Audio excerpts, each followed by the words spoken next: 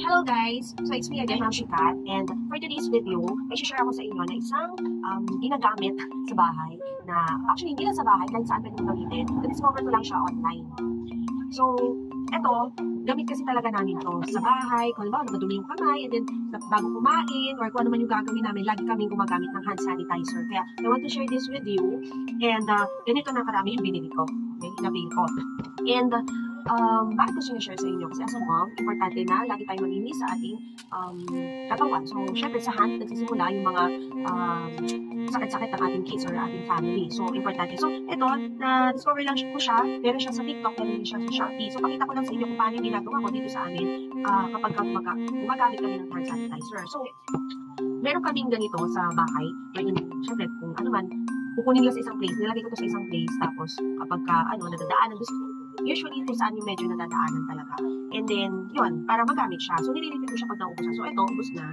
And then, meron din kaming ganito. So, ako meron ganito, si Hubby meron din ganito, si Kuya mo may meron din, and then si Kokoy, nilalagyan ko siya ng ganito sa bag. So, very, talaga, gamit na gamit sa amin yung ganito. So, pakita ko lang sa inyo.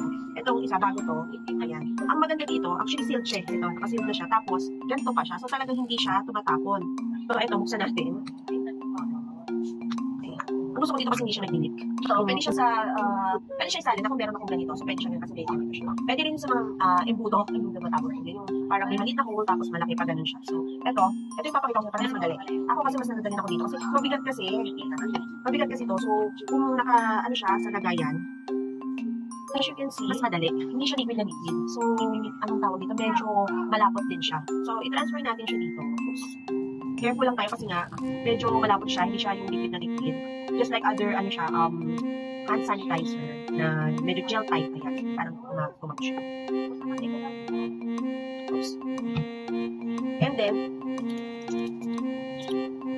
okay siyang gamitin. Maano siya. May pagka-moisturizer din siya. So, ganyan siya. Ay, nabasa na. Pati yung hapon. Ayan. Tapos, ganyan lang siya. Ayan. So, kung may ganito kayong container, mas okay para ma-refill siya. Tapos, yung ganito, nililipin ko rin siya. Mas madali siya. Ayan.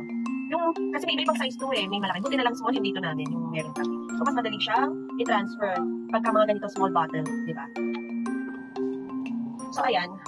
Medyo naging messy lang yung pag-transfer ko. Pero ang suggestion ko sa inyo, kung gagamit kayo nito, bibili kayo ng ganito. Ganitong gamitin nyo, pag-transfer dito. Pag dito, pwede na siguro yung mga ganitong cups. Yan, kasi mas malaking muna. So, ito, since meron na tayong ganito, pwede ko na siyang isabit sa mga bag. Usually sa bag, lalo na pagka-aalis, ngayon yung kids ko, I make sure na meron silang ganito para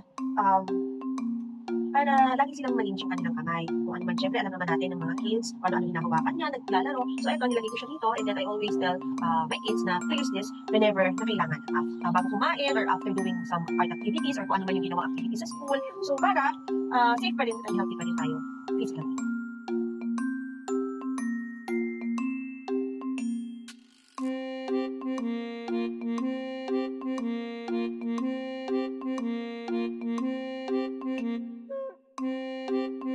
Apa, oh.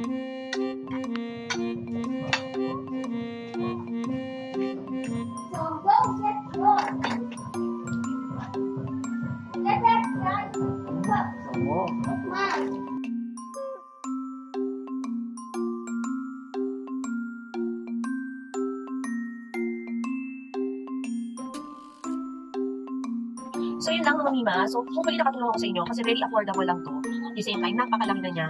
And for me, it's very trusted and reliable din yung seller. Kasi, biruin nyo, very safe niyang naipapadala sa atin yung product. Kasi unlike others, basta lang maka-order, diba? Tapos may mga dictate pa din. So, very safe. So, yun lang. Doon sa mga interesado bumili ng product, it's Wash Bright hand sanitizer. Actually, marami pa silang products sa TikTok and Shopee account nila. So, check the comment section na lang para sa link yung shop nila. Para sure tayo na legit and hindi po tayo ma-scam. Okay? Legit seller po yan. So, yun lamang. If you like this video, can you click the like button lang. I-share nyo na rin para maraming mga mommies ang maka-avail nito at ma-discover ito. Magamit din at the same time. Kasi very affordable na and then sulit na rin. Kasi gamit ng buong pamilya. So, yun lamang. Thank you for watching.